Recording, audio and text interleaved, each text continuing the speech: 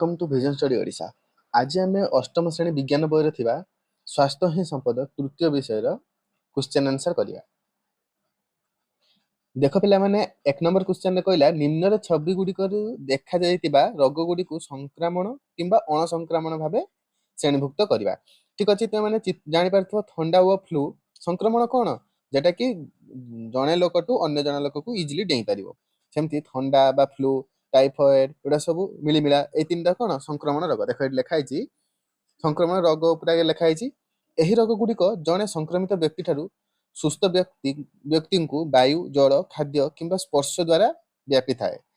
कौन गुड़िका जो पांचटा कहला से कौन कौन गुड़िका संक्रमण रोग ना थंडा एवं फ्लू गोटे टाइफॉइड एवं मिलिमिला ये तीनटा संक्रमण रोग। आउ अणसंक्रमण रोग कौन एही रोग गुड़िक जड़े व्यक्ति ठारू अन्य व्यक्ति को व्यापी न थाए। यह मुख्यतः जीवन शैली वंशगत कारण किंबा शरीर कौन अंगर अकामी जोगु हो जाए।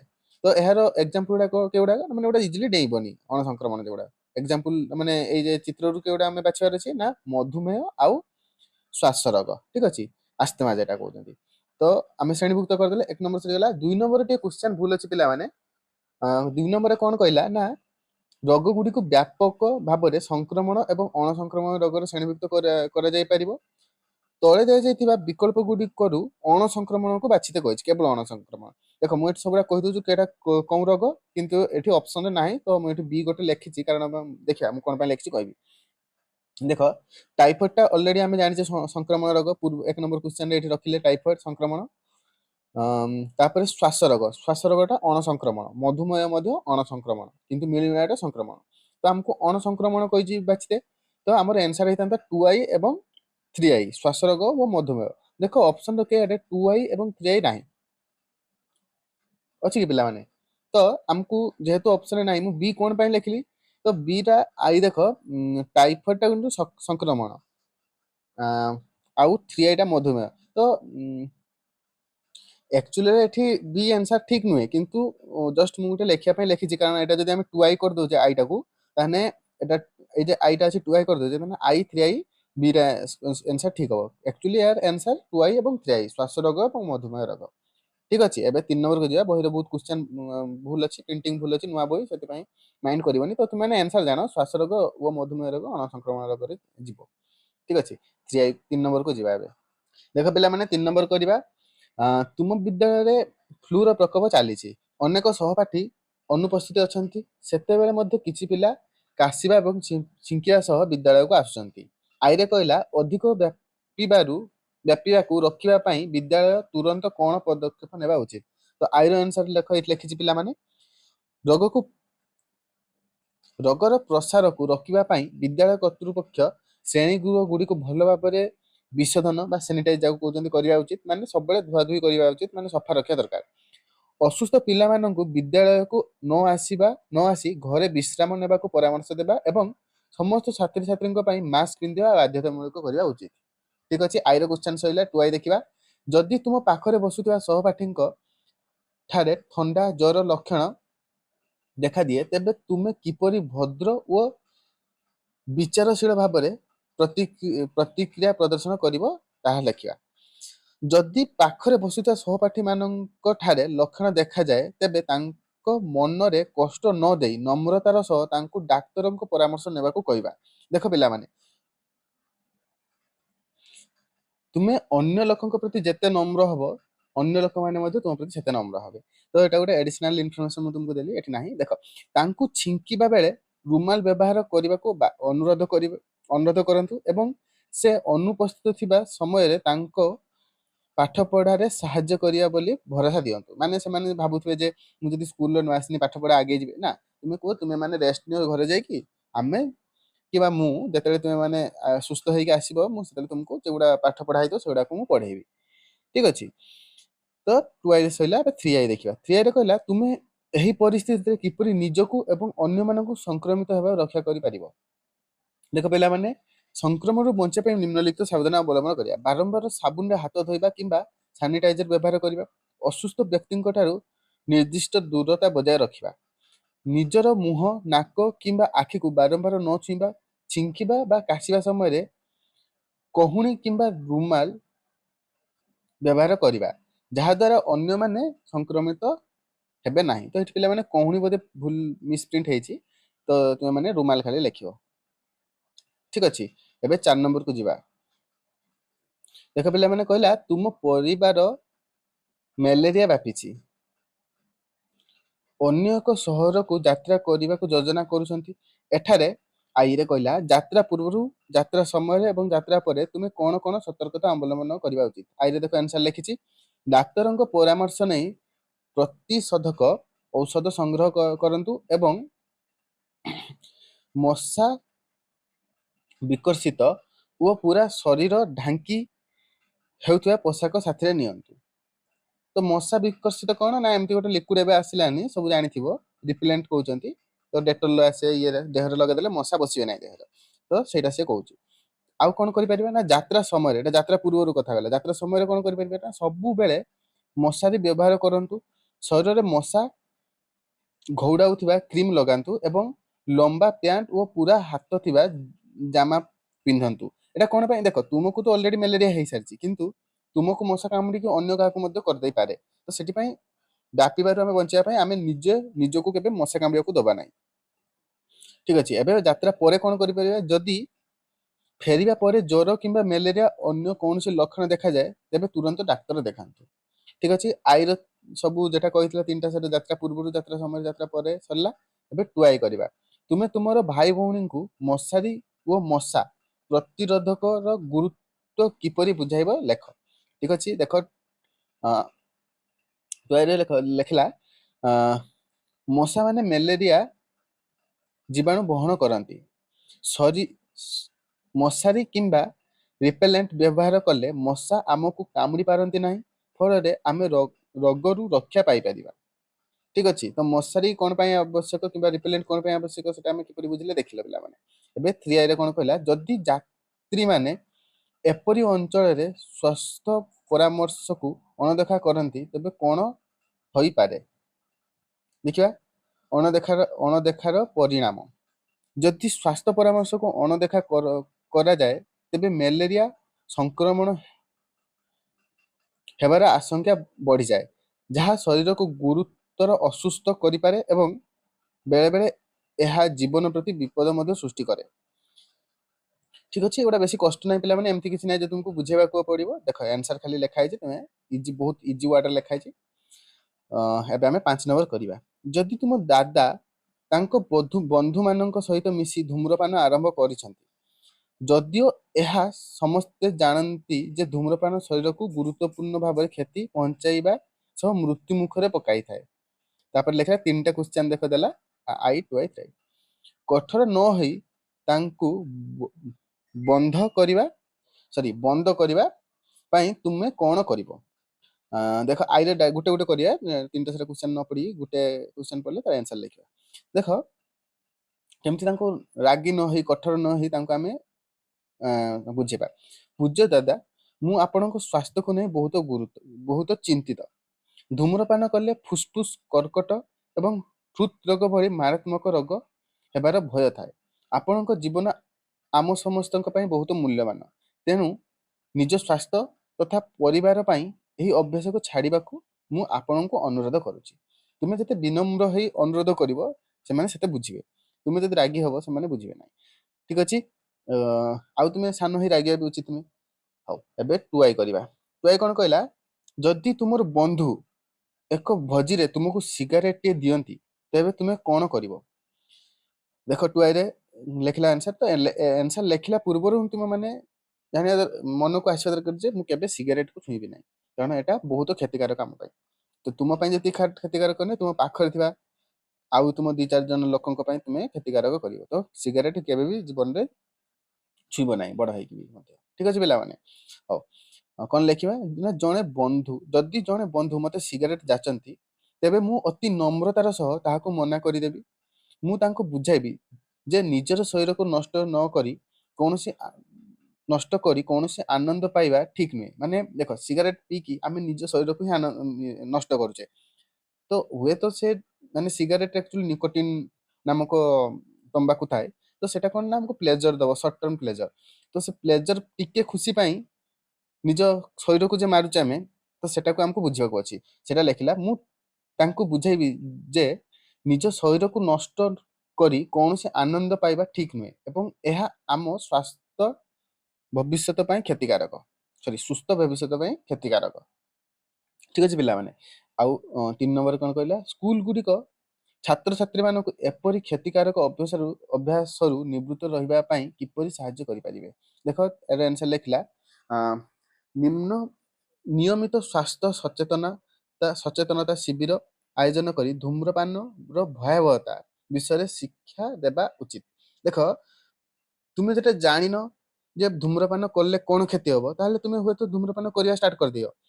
କିନ୍ତୁ ଯଦି ତୁମକୁ ଫାଷ୍ଟ ବୁଝାଯିବ ଯେ ଧୂମ୍ରପାନ କଲେ କ୍ୟାନ୍ସର ହଉଛି କିମ୍ବା ହୃଦରୋଗ ହଉଛି, ତ ତୁମେ ଆଗକୁ ସେ ଭୁଲ କରିବ ନାହିଁ। ଠିକ ଅଛି, ତ ସେଇଟା ସେ କହିଲା, ତ ବାରମ୍ବାର ସ୍ୱାସ୍ଥ୍ୟ ସଚେତନ ଶିବିର ଆୟୋଜନ କରିବା ଦରକାର ସ୍କୁଲରେ। ଆଉ କଣ କହିଲା ନା, ଧୂମ୍ରପାନ ବିରୋଧୀ ପୋଷ୍ଟର ଏବଂ ପ୍ରତିଯୋଗିତା ମାଧ୍ୟମରେ ଛାତ୍ରଛାତ୍ରୀମାନଙ୍କୁ ସଚେତନ କରିବା। କଣ ନା, ବିଭିନ୍ନ ଜାଗାରେ ଧୂମ୍ରପାନର କଣ କ୍ଷତି ହୁଏ, କଣ କ୍ଷତି ହେଇପାରେ, ତ ଏଗୁଡା ସବୁ ଯଦି ପୋଷ୍ଟର ଉପରେ ଆମେ ଛାପିବା, ତ ଆମ ଆଖିକି ସବୁବେଳେ ପଡିଲେ ଆମେ ଜାଣିବେ ଯେ ନା, ଧୂମ୍ରପାନ ଆମ ପାଇଁ ଠିକ ନୁହେଁ। ତ କେହି ପିଲାମାନେ ସେ ଭୁଲ ରାସ୍ତାକୁ ଯିବେନି ହେଲା। ଠିକ ଅଛି, ଏବେ ଦେଖ ଆଉ କଣ କହିଲା, ଶିକ୍ଷକ ମାନେ ନିଜେ ଏକ ଭଲ ଆଦର୍ଶ ସୃଷ୍ଟି କରି ପିଲାମାନଙ୍କୁ ସୁସ୍ଥ ଜୀବନ ଶୈଳୀ ଆପଣାଇବାକୁ ପ୍ରସ୍ତାବ କରିବା। ଦେଖ ଯଦି ତୁମ ସାର୍ ନିଜେ ଧୂମ୍ରପାନ କରୁଥିବେ, ତୁମେ ତାଙ୍କ ପାଖରୁ କଣ ଶିଖିବ? ତୁମେ ସେମ୍ ଶିଖିବ ନା, ଯେ ହଁ ଆମ ସାର୍ ତ ଟାଣୁଛନ୍ତି ଆମେ ବି ଧୂମ୍ରପାନ କରିବା। ନା, ଯଦି ସାର୍ ହିଁ ଭଲ ଆଚରଣ ଦେଖେଇବେ, ତ ତୁମେ ମାନେ ତାଙ୍କ ପାଖରୁ ଶିଖିବ ଯେ ନା, ସାର୍ ଯଦି ଆମର ଧୂମ୍ରପାନ କରୁନାହାନ୍ତି ତ ଆମେ କଣ ପାଇଁ କରିବା।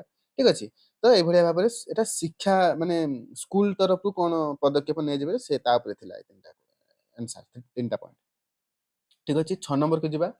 ଦେଖ ପିଲାମାନେ, ଆମେ ତ 6 ନମ୍ବର ଯିବା ପୂର୍ବରୁ ଗୋଟେ କଥା କହିବି, ତୁମେ ମାନେ ନିଶ୍ଚିତ ଭାବରେ ମୋ ଭିଡ଼ିଓରୁ କିଛି ନୂଆ ଶିଖୁଛ। ଯଦି ତୁମେ ନୂଆ ଶିଖୁଛ ତାହେଲେ ନିହାତି ଭାବରେ ଚ୍ୟାନେଲକୁ ସବସ୍କ୍ରାଇବ କର, ଭିଡ଼ିଓକୁ ଲାଇକ୍ କରି ସାଙ୍ଗମାନଙ୍କ ସହ ସେୟାର କର। 6 ନମ୍ବର ଦେଖିବା, ସରସ୍ୱତୀ ତାର ସାଙ୍ଗ ବନିତାକୁ କହୁଛି, ଆଣ୍ଟିବାୟୋଟିକ ଯେକୌଣସି ସଂକ୍ରମଣରୁ ଆମକୁ ରକ୍ଷା କରିପାରେ, ତେଣୁ ଆମକୁ ରୋଗ ଭଲ ହେବା ବିଷୟରେ ଚିନ୍ତା କରିବା ଆବଶ୍ୟକତା ନାହିଁ। ସରସ୍ୱତୀ ତାର ବକ୍ତବ୍ୟ ଭୁଲ ଅଛି ବୋଲି ବୁଝାଇବା ପାଇଁ ବନିତା ତାକୁ କେଉଁ ପ୍ରଶ୍ନ ପଚାରି ପାରିବ। ଦେଖ ଇଏ କଣ କହିଲା ନା, ତୁମେ ଦି ସାଙ୍ଗ ବସିଛ, ତୁମେ ଗୋଟେ ସାଙ୍ଗ କହୁଛ ଦେଖ ଯେକୌଣସି ରୋଗ ହେଲେ ତ ଆମେ ଆଣ୍ଟିବାୟୋଟିକ୍ସ ଖାଇଦେବା ଭଲ ହେଇଯିବ, ତାହେଲେ ଆମେ ରୋଗକୁ ଡରିବା କାହିଁକି? ବୁଝଛ ନା, ମୁଁ ଯେ କଥାଟା କହୁଛି ଭଲସେ ବୁଝ। ଯେ ମ୍ୟାଲେରିଆ ପ୍ରତିରୋଧକ ପାଇଁ ସେ କହିଲା ରିପେଲେଣ୍ଟ ଲଗାଅ କି ମଶାରୀ ଟାଙ୍ଗ, କିନ୍ତୁ ତୁମେ ତ କହିଦବ ମୋ ପାଖରେ ତ ମେଡିସିନ ଅଛି, ମେଡିସିନ ଖାଇଦେବି, ତ ମୁଁ ଏତେ ସେଫ୍ଟି ମେଜର କଣ ପାଇଁ ନେବି? ଦେଖ ସେଇଟା ଯେତେବେଳେ ଜଣେ ତୁମ ସାଙ୍ଗ କହୁଛି, ତୁମେ ତାକୁ କଣ କହିବ ସେଇଟା ଦେଖ। ସରସ୍ୱତୀ ଧାରଣା ଭୁଲ। କାହିଁକି ଭୁଲ? ଆଣ୍ଟିବାୟୋଟିକ୍ସ କେବଳ ବ୍ୟାକ୍ଟେରିଆ ଜନିତ ରୋଗ ପାଇଁ କାମ କରେ, ଭୂତାଣୁ ଜନିତ ରୋଗ ଯଥା ଥଣ୍ଡା, ଜ୍ୱର କିମ୍ବା ମିଳିମିଳା ପାଇଁ ନୁହେଁ।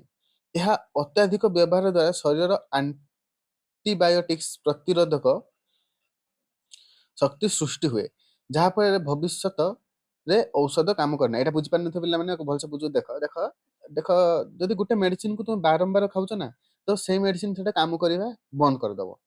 କାହିଁକି ନା ସେହି ମେଡିସିନ ପ୍ରତି ତୁମ ବଡିରେ ଆଣ୍ଟିବାୟୋଟିକ୍ସ ପ୍ରତିରୋଧକ ବା ରେଜିଷ୍ଟାନ୍ସ ସୃଷ୍ଟି ହେଇଗଲା, ତ ଭବିଷ୍ୟତରେ ତୁମକୁ ହୁଏତ ହାଇ ଡୋଜ ମେଡିସିନ ଖାଇବାକୁ ପଡିପାରେ, ନହେଲେ ସେଇ ମେଡିସିନ ଆଉ କାମ କରିବ ନାହିଁ। ତ ସେଇ କଥାଟା ସେ କହିଲା ଯେ ବାରମ୍ବାର ଯେ ଆମେ ଆଣ୍ଟିବାୟୋଟିକ୍ସ ଖାଇକି ଭଲ ହେଇଯିବା ହେବା, ସେଟା ଠିକ ନୁହେଁ।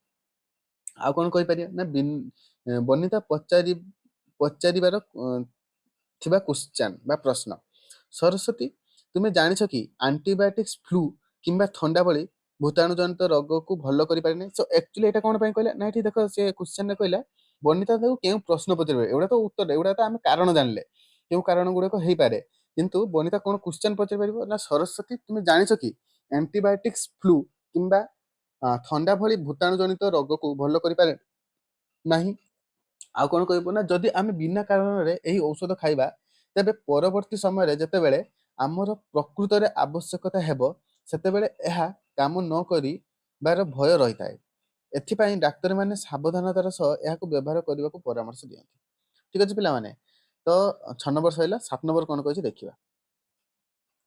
କହିଲା ନିମ୍ନଲିଖିତ ସାରଣୀରେ ଏକ ବର୍ଷ ମଧ୍ୟରେ ହସ୍ପିଟାଲରେ ରିପୋର୍ଟ ହୋଇଥିବା ଡେଙ୍ଗୁ ମାମଲା ସଂଖ୍ୟା ବିଷୟରେ ସୂଚନା ଦିଆଯାଇଛି। ଶ୍ରମିକ ସଂଖ୍ୟା ଦେଖ 1 2 3 4 5 ରୁ 12 ପର୍ଯ୍ୟନ୍ତ ଯାଇଛି। ମାସ ଜାନୁଆରୀ ଫେବୃଆରୀ ଡିସେମ୍ବର ଯାଇଛି। ଆଉ ଡେଙ୍ଗୁ ରୋଗୀ ସଂଖ୍ୟା ଦେଇଛି 10 12 କେ ମାସ କେମିତି ଆସିଥିଲେ ଜାନୁଆରୀ ମାସ 10 ହେଇଥିଲେ ଫେବୃଆରୀ ମାସ 12 ଏରକ ହେଇ ଯାଇଛନ୍ତି। ଦେଖିବା ସେ କହିଲା y ଅକ୍ଷରେ ରୋଗୀ ସଂଖ୍ୟା, y ଅକ୍ଷ ବୁଝୁଛ ନା ପିଲାମାନେ, ଯେଟା ଏମିତି ସିଧା ଭାବରେ ମାଉସକୁ ଦେଖ ଭଲସେ, ସିଧା ଭାବରେ ଯେଟା ଥିବ y ଆଉ ଏପଟେ ଭୂ ସମାନ୍ତର ଭାବେ ଯେଟା ଥିବ ସେଟା x ଅକ୍ଷ। ହଉ, y ଅକ୍ଷରେ ରୋଗୀ ସଂଖ୍ୟା ଏବଂ x ଅକ୍ଷରେ ମାସକୁ ନେଇ ଏକ ବାର ଗ୍ରାଫ ତିଆରି କର। ତୁମ ଫଳାଫଳ ଭଲ ଭାବେ ବିଶ୍ଳେଷଣ କରି ନିମ୍ନର ଉତ୍ତର ଦିଅ। ଆଗେ ବାର ଗ୍ରାଫ କରିବା ପିଲାମାନେ ଦେଖ, ବାର ଗ୍ରାଫଟା ମୁଁ କରିଦେଇଛି ଏଠି ଭଲସେ ଦେଖ। x ଅକ୍ଷରେ କ'ଣ କହିଲା ମାସ ନେବା, ଜାନୁଆରୀ ଫେବୃଆରୀ ମାର୍ଚ୍ଚ ଏପ୍ରିଲ ଡିସେମ୍ବର ପର୍ଯ୍ୟନ୍ତ ନେଲା। ଆଉ y ଅକ୍ଷରେ କେତେ ସଂଖ୍ୟକ ପଡ଼ିଛନ୍ତି ରୋଗୀ। ତ 10 20 30 ଏମିତି ଲେଖି ଗଲ। ହାଇଏଷ୍ଟ କେତେ ପର୍ଯ୍ୟନ୍ତ ଦେଇଛି ଏଠି ତମର 65, ହଁ 65 ହାଇଏଷ୍ଟ ଅଛି। ତ ତୁମେ 65 70 80 ପର୍ଯ୍ୟନ୍ତ ନେଇ ନେବ। ତ ଏଠି ଏବେ ଆମେ ଗ୍ରାଫ କରା ତମେ ଶିଖିଥିବ। ଜାନୁଆରୀ ମାସ ଯେମିତି 10 କହିଛି ତ 10 ପାଖରେ ମୁଁ ଲେଖିଲି। ଫେବୃଆରୀ ମାସ କେତେ କହିଛି, ଫେବୃଆରୀ ମାସ 12 କହିଛି ତ 10 ଉପରକୁ ଟିକେ ନେଲି, 10 ଉପରେ ଦିଟା ଗାର ନେଲି। ତ ଏମିତି କରିଦେଲେ ଆମେ। ଏବେ କ୍ୱେଶ୍ଚନ ଗୁଡାକର ଆନ୍ସର ଦବା। ସେ କହିଲା डायरेक्ट एक्स देला ना, आई टू आई 3 आई 9। हौ देखिया केउ 3 मासरे डेंगू रोगीଙ୍କ संख्या सर्वाधिक थिला। ग्राफ रु जणा पड़छ एई 3टा मासरे डेंगू रोगीଙ୍କ संख्या सर्व। तो केउ 3 मास ना जुलाई अगस्त सेप्टेम्बर। देखो आंसर एट लिखि देछि जुलाई सेप्टेम्बर एवं जुलाई अगस्त एवं सेप्टेम्बर मासरे डेंगू रोगीଙ୍କ संख्या सबठारो अधिक। तो एटा हमकु देखा भी जाउछि जे एई 3 मासरे डेंगू रोगीଙ୍କ संख्या सर्वाधिक थिला। तापर क्वेश्चन कोन कहला केउ मासरे सबठारो कम रोगी संख्या थिले। तो आगे हम ग्राफ रे देखिया सबठारो कम केउठी, सबठारो कम बिल्डिंग एटार जनवरी मास। तो जनवरी मास डेंगू रोगीଙ୍କ संख्या सबठारो कम थिले। कारण पचारिछि कि ना, कारण पचार नै, किंतु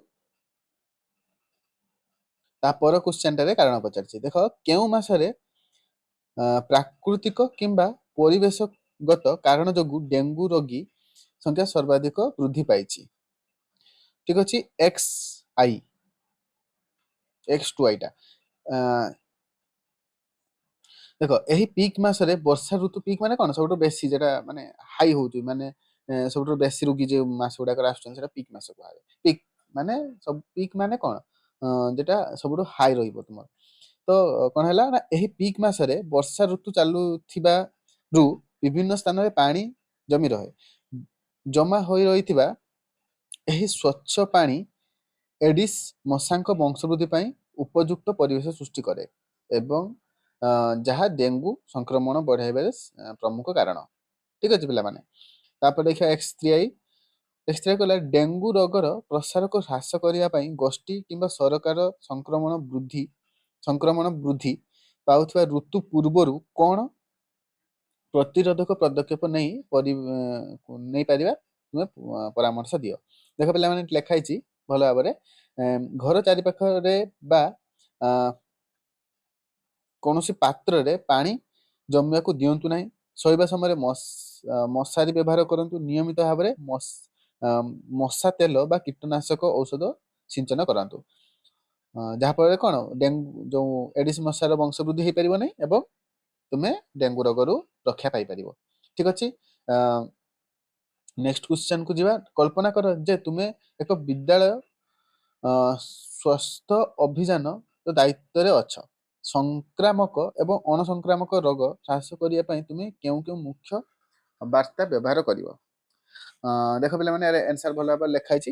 ସଂକ୍ରାମକ ରୋଗ ପାଇଁ କ'ଣ ତୁମେ ୟୁଜ୍ କରିପାରିବ ବାର୍ତ୍ତା। ନିୟମିତ ଭାବରେ ସାବୁନରେ ହାତ ଧୁଅନ୍ତୁ। ସମୟ ଅନୁସାରେ ସମସ୍ତ ଟିକାକରଣ କରନ୍ତୁ।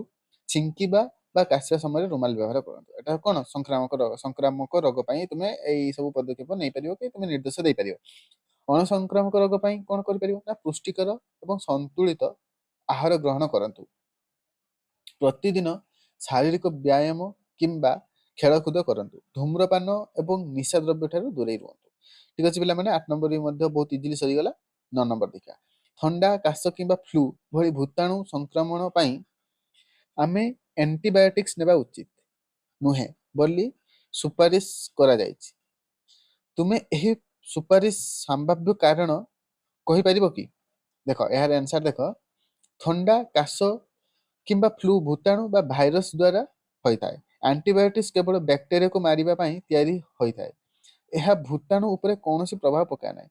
ତେଣୁ ଭୂତାଣୁ ଜନିତ ରୋଗ ପାଇଁ ଏହାକୁ ବ୍ୟବହାର କରିବା ଅନୁଚିତ। ଠିକ ଅଛି ପିଲାମାନେ, ବୁଝିଲ? 10 ନମ୍ବରକୁ ଯିବା। 10 ନମ୍ବର କଣ କହିଲା ନା ଯଦି ସଂକ୍ରମିତ ବ୍ୟକ୍ତିଙ୍କ ମଳ ଦ୍ୱାରା ପାନୀୟ ଜଳ ଦୂଷିତ ହୁଏ ତେବେ ନିମ୍ନଲିଖିତ ମଧ୍ୟରୁ କେଉଁ ରୋଗ ବ୍ୟାପିବାର ସମ୍ଭାବନା ରହିଛି? ହେପାଟାଇଟିସ୍ ଏ, ଯକ୍ଷ୍ମା, ହଇଜା, ପୋଲିଓ ଓ ହାଡ଼ଫୁଟି। ଏ ଭିତରୁ କେଉଁଟା ବ୍ୟାପିବାର ସମ୍ଭାବନା ଅଛି ଦେଖିବା। ସଂକ୍ରମିତ ବ୍ୟକ୍ତିଙ୍କ ମଳ ଦ୍ୱାରା ପାଣି ପ୍ରଦୂଷିତ ହେଲେ ହେପାଟାଇଟିସ୍ ଏ, ପୋଲିଓ ଏବଂ ହଇଜା ବ୍ୟାପିଥାଏ। ଏଗୁଡ଼ିକୁ ମୁଖ୍ୟତଃ ଦୂଷିତ ଜଳ ଏବଂ ଖାଦ୍ୟ ମାଧ୍ୟମରେ ସଂକ୍ରମିତ ହୋଇଥାନ୍ତି। ଦେଖ ପିଲାମାନେ, ଏଟା ଲାଷ୍ଟ କ୍ୱେଶ୍ଚନ୍ କରିବା। ଯେତେବେଳେ ଆମର ଶରୀର ପ୍ରଥମ ଥର ପାଇଁ ଏକ ରୋଗ କାରକ ଅଣୁଜୀବ ସମ୍ମୁଖୀନ ହୁଏ ସେତେବେଳେ ରୋଗ ପ୍ରତିରୋଧକ ପ୍ରତିକ୍ରିୟା ସାଧାରଣତଃ କମ୍ ଥାଏ, କିନ୍ତୁ ପୁନର୍ବାର ସେହି ରୋଗକୁ ସଂସ୍ପର୍ଶରେ ଆସିଲେ ଶରୀରରେ ରୋଗ ପ୍ରତିରୋଧକ ଶକ୍ତି ବହୁତ ଅଧିକ ହୋଇଯାଏ। ଏହା କାହିଁକି? ଦେଖ ପିଲାମାନେ, ପ୍ରାଥମିକ ପ୍ରତିକ୍ରିୟା, ପ୍ରଥମ ସଂକ୍ରମଣ। ଯେତେବେଳେ ଶରୀର ଏକ ନୂଆ ଜୀବାଣୁ ଦେଖେ ସେତେବେଳେ ତାକୁ ଚିହ୍ନିବା ଏବଂ ତା ବିରୋଧରେ ଆଣ୍ଟିବଡି ତିଆରି କରିବା ପାଇଁ ସମୟ ଲାଗେ। ତେଣୁ ଏହି ପ୍ରତିକ୍ରିୟା ଧୀର ଏବଂ ଦୁର୍ବଳ। ସ୍ମୃତିକ୍ରସ, ଦେଖ ମେମୋରି ସେଲ୍ ଅଛି। ଏଗୁଡ଼ା ତୁମେ ଯେତେ ବାୟୋଲୋଜି ଉପରେ ଡିଟେଲ୍ସ ପଢିବ ଫ୍ୟୁଚରରେ ତ ଏଗୁଡ଼ା ସବୁ ଜାଣିବ। ତ ଆକ୍ଚୁଆଲି ମେମୋରି ସେଲ୍ କଣ କରେ ନା ପ୍ରଥମ ସଂକ୍ରମଣ ସମୟରେ ଶରୀରର କିଛି ମେମୋରି ସେଲ୍ ତିଆରି କରେ ଯାହା ସେହି ଅଣୁଜୀବ ସେହି ଜୀବାଣୁର ଗଠନକୁ ମନେ ରଖନ୍ତି। ତ ଗଠନକୁ ମନେ ରଖି କଣ କରିବେ ନା ଦ୍ୱିତୀୟ ସଂକ୍ରମଣ ସମୟରେ ସେଟା ହେଲ୍ପ କରିବେ। ଦେଖ କେମିତି ନା ଯଦି ସେହି ଅଣୁଜୀବ ପୁଣି ଆକ୍ରମଣ କରେ ତେବେ ଏହି ସ୍ମୃତିକୋଷ ଗୁଡ଼ିକ ତାକୁ ତୁରନ୍ତ ଚିହ୍ନି ପକାନ୍ତି ଏବଂ ବହୁତ ଶୀଘ୍ର ପ୍ରଚୁର ପରିମାଣରେ ଆଣ୍ଟିବଡି ପ୍ରସ୍ତୁତ କରନ୍ତି। ଫଳରେ ରୋଗ ପ୍ରତିରୋଧକ ଶକ୍ତି ବହୁତ ଅଧିକ ଓ ଶକ୍ତିଶାଳୀ ହୋଇଯାଏ। ଏହାକୁ ଆମେ ସିମ୍ପଲ ଏକ୍ସାମ୍ପଲ ନେଇକି ମଧ୍ୟ ବୁଝିପାରିବା। ତୁମେ ହେଲେ ୟୁଟ୍ୟୁବରୁ ଗୋଟେ ଭିଡିଓ ଦେଖି ଗୋଟେ ଖାଇବା ଜିନିଷ ବନାଉଛ, ଧର ମଟନ ବନାଉଛ ତୁମେ ୟୁଟ୍ୟୁବରୁ ଭିଡିଓ ଦେଖିକି, ଠିକ ଅଛି। ଫାର୍ଷ୍ଟ ଥର ବନେଇତେ ତୁମକୁ ଟାଇମ ଲାଗିଲା, କିନ୍ତୁ ସେକେଣ୍ଡ ଥର ତୁମର ଭିଡିଓଟା ମନେ ରହିଯାଇଛି। ତ ସେକେଣ୍ଡ ଥର ତୁମେ ଆଉ ୟୁଟ୍ୟୁବ ଦେଖତେ ପଡ଼ିଲାନି, ତୁମକୁ ଫଟାଫଟ ତୁମେ କରିଦେଲ। ସେଇଭଳି ଆମ ଦେହରେ ପ୍ରତିରୋଧକ ଶକ୍ତି ମଧ୍ୟ କାମ କରେ। ଫାର୍ଷ୍ଟ ଟାଇମ ଯେତେବେଳେ ଆମର ଆସିଲା ସଂକ୍ରମଣ ହେଲା ତ ସେତେବେଳେ ସେଇ ଜୀବାଣୁ ପାଇଁ ଆମ ବଡିରେ କୌଣସି ଆଣ୍ଟିବାୟୋଟିକ କେମିତି ସୃଷ୍ଟି କରିବେ ସେ ଜାଣିନଥିଲା, ଆଣ୍ଟିବଡି କେମିତି ସୃଷ୍ଟି କରିବ ଜାଣିନଥିଲା। କିନ୍ତୁ ସେକେଣ୍ଡ ଟାଇମ ଯେତେବେଳେ ଆସିଲା ସେ ଅଲରେଡି ସେଇ ସେ ଫେସ୍ କରିସାରିଛି ସେଇ ଜିନିଷ ଗୁଡା। ତ ସେ ମେମୋରି ସେଲରେ ରଖିକି ସେକେଣ୍ଡ ଟାଇମ ଯେତେବେଳେ ଆସୁଛୁ ସେ ତାକୁ ଆମର ପ୍ରଚୁର ପରିମାଣରେ ଆଣ୍ଟିବଡି ପ୍ରସ୍ତୁତ କରିକି ଡିଫେନ୍ସ କରୁଛି। ଠିକ ଅଛି ପିଲାମାନେ, 11 ନମ୍ବର ପର୍ଯ୍ୟନ୍ତ ଆମର ସରିଗଲା। ନେକ୍ସଟ ଭିଡିଓରେ ଆମେ ନେକ୍ସଟ ସବୁ ଯୋଉ ବିଷୟ ଗୁଡା ଅଛି କଭର କରିବା। ଯଦି ତୁମେ ଭିଡିଓକୁ ପସନ୍ଦ କରୁଛ ନିଶ୍ଚିତ ଭାବରେ ଲାଇକ୍ କର, ସାଙ୍ଗମାନଙ୍କର ସେୟାର କର ଓ ଚ୍ୟାନେଲକୁ ସବସ୍କ୍ରାଇବ କର। ନେକ୍ସଟ ଭିଡିଓରେ ଦେଖା ହବ। ଜୟ ଜଗନ୍ନାଥ। ଥ୍ୟାଙ୍କ ୟୁ ପିଲାମାନେ।